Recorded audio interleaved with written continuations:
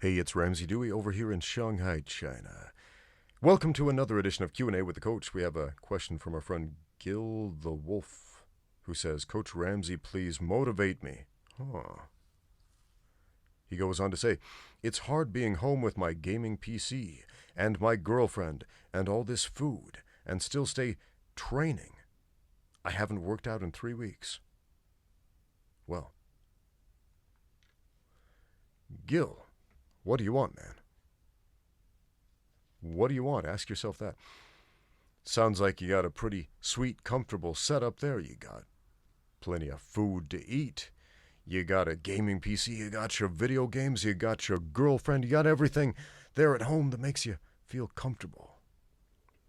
But training is about being comfortable, being uncomfortable. And that makes people uncomfortable. Motivate me. Motivate me. That's a strange phrase. I get emails once in a while from people who say, hey, Coach, thanks for that video you put up. It really motivated me. It motivated me to get out there and change my life and train and lose some weight and take up martial arts or something like that. And, that's always great to hear. But I don't know if I've ever deliberately set out to motivate anybody to do anything.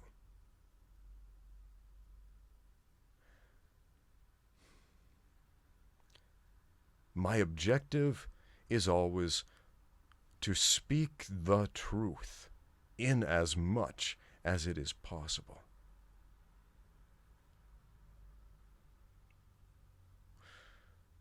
And if you are comfortable, you are not going to be inclined to change. Like you said, you haven't worked out in 3 weeks. But you feel like you should. So it sounds like you have a motivation. I don't know what your motivation is. What is it? What is your reason for wanting to train? Do you want to learn how to win fights? There probably aren't a lot of fights going on at home unless you're fighting with your girlfriend, in which case you need some relationship advice, not so much combat sports advice. Is it for physical fitness? Do you want to look better? Do you want some peaks on your biceps? I don't know. I don't know what your motivation is. I can't give you a motivation, my friend. But I'll tell you something about the cycle of pride. And this is a very destructive cycle, which leads into something potentially very constructive. When we are comfortable, we begin to swell with pride. We are comfortable where we are. I'm good where I am, and I don't need to move. I don't need to change. That's the pride, not the good kind of pride. That's the bad kind that holds us back. And so what happens? Pride precedes the fall. We swell up. We think ourselves untouchable, indestructible. We do not need to move from our present station, and so, eventually, when reality hits, when the harshness of life comes at us full force, and we are not prepared to meet it, because we were comfortable, we are brought down to the depths of humility. And that is a necessary step for change. If you want the change, you must be brought down to the depths of humility. You must become uncomfortable. Now, in part at least, you would not have asked that question unless you were somewhat uncomfortable with where you are. You may be noticing that just eating food and playing video games and hanging out with your girlfriend is not filling the void in your soul the way you want it to. You're noticing that there is something more that a man needs to be complete, to be perfect. And in some languages, those two words, complete and perfect, are synonymous.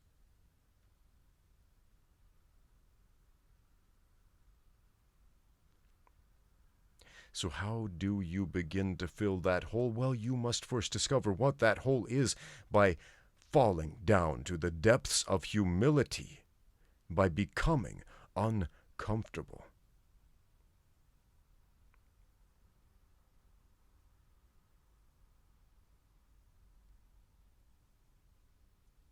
You probably heard that expression, this fighter's hungry. He wants it more than the other guy, something like that. Hungry fighters. That term is often used figuratively. And occasionally it's used literally. When I started fighting, it had nothing to do with trying to test myself, test my mettle, nothing like that. I needed the money. I needed it desperately. I was working 3 jobs, and that was not enough to pay the bills, and I just needed a little bit more, and there was a pro fighting show that offered not a lot of money, but a little bit, just enough, and so I did it to make those ends meet, because I was literally hungry, not figuratively, literally hungry.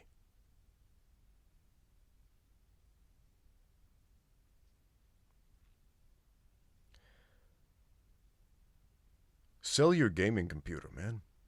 Sell it. You've acknowledged right here that that is one of those things that's holding you back. Being comfortable at home, playing games, sell it. What good is it doing you right now? It's fun. Fun feels like good. It can easily be mistaken for good. Fun can easily be mistaken for progress, especially with the way modern video games are set up to trigger chemicals in the brain that actual real-life progress also triggers. Like, oh, I leveled up. Pat on the back right there. Accomplishment. And yet in real life, nothing has changed. So sell it. Liberate yourself from that prison.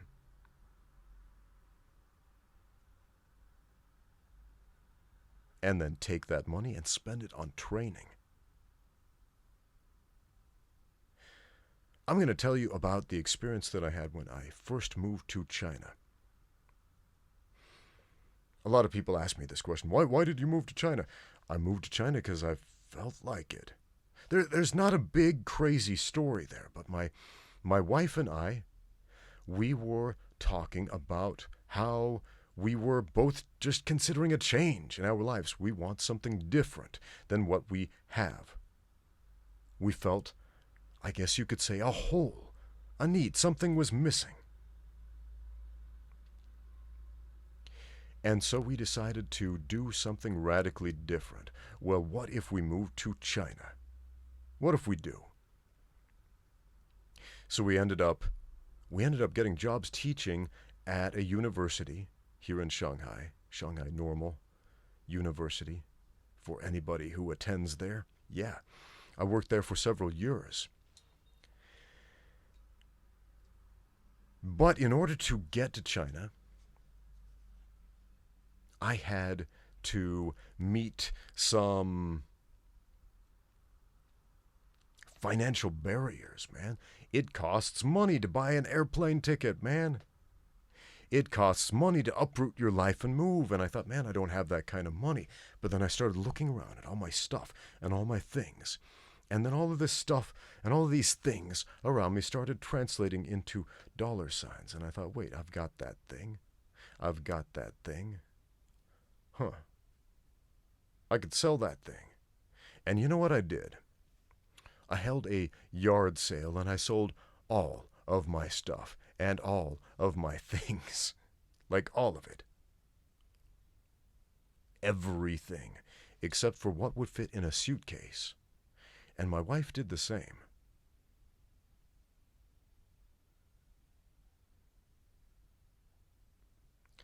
And I closed up my gym that I had back in the States, sold all my equipment. Used to have a band back in the States, had some nice audio equipment, sold all of that. And it was a little bit painful. It kind of felt like, oh, I'm losing a part of myself at first. But then, when it was all gone, it was like a burden was lifted off of me. I was like, I am free. For the first time in a very, very long time, I am free. Because you know what? You don't actually own your stuff. You don't own your things. They own you. And right now, your gaming computer is owning you. Right now, the contents of your refrigerator are owning you. And right now, the relationship with your girlfriend is owning you too. And no, I'm not saying go break up with your girlfriend or anything, but make sure that the relationship you are having with her is pushing you in a positive direction. Because if it is taking you away from your true motivation, then you need to make some changes.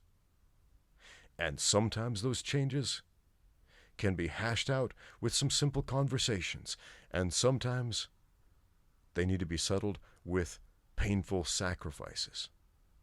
You know what you need to do. I'm just here giving you some advice. So cut yourself free from those things that are holding you back. And you may not be willing. Man, you remember that Bible story?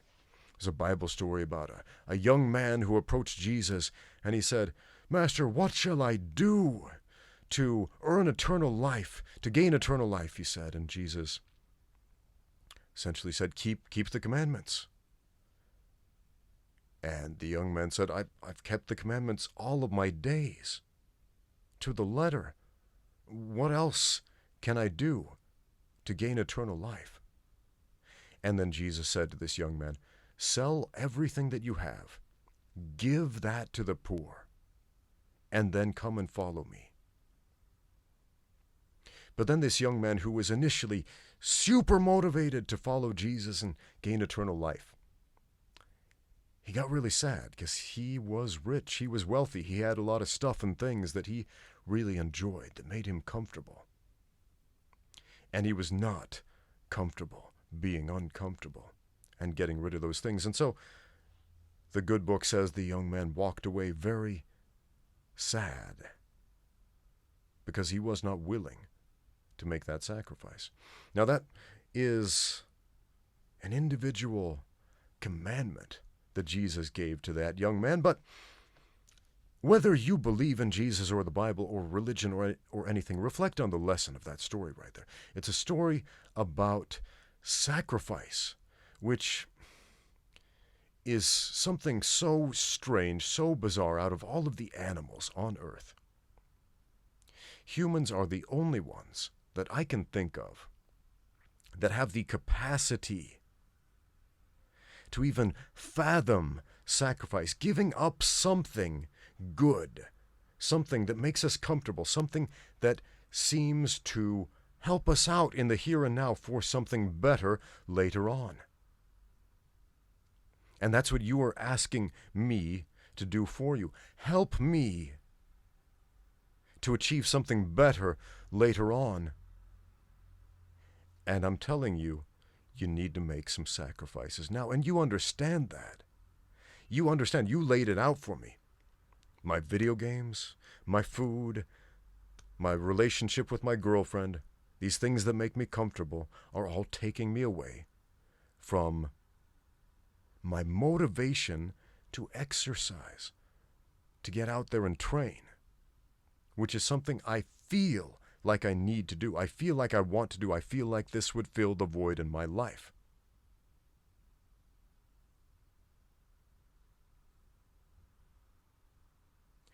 So you know what you must do. That thing that no other animal on earth has the capacity to do. To sacrifice something good right now for something better later. Thanks for watching. Now, get out there and train.